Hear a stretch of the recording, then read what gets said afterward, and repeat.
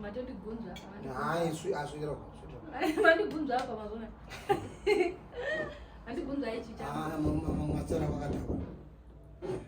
Hayi mfundisi uyira. Uyoita anokara. Ya. Kuti ayigo wavulira. Hayi achinzwa chitaura. Aswiri. Kwana mani. Ipane nonga. Mundara anondizwa. Ibika chikafu. Ikashese. Kuya.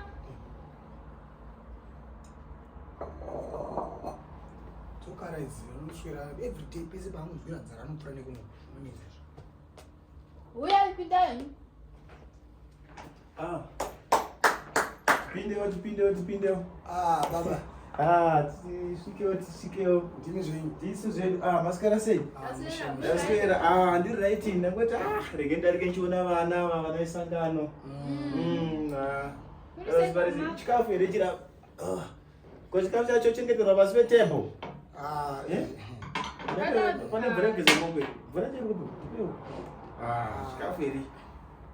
Ungade kuti saka zviitika panapa ina handisi kugara zvangu andika ndangoti ndarowa nenzara saka ndoda sei ndoda kungodarika nepapa nchiona saka zvandaona chikafu so zvanaka mapleti ndodzoka nawo mangwana Achi chakasara nezuro ichi chaida. aiwa ndondowari Maui takadaura sazvedu mabhanana avata. aiwa musatye henyu aiwa mapleti ndodzoka nawo kana mama waya munoudza kuti mufundisi wambopfuura nepano mufundisi wangu warowa nenzara zvisingaiti.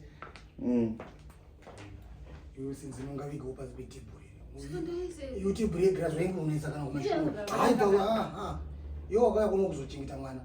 Imasara awe uswedza uchipedzesa chikafu nezimufundisi rako unokara. Pese paangonzwira nzara utokona nepana. Saka asindaita vanyima bhero. Saka zvona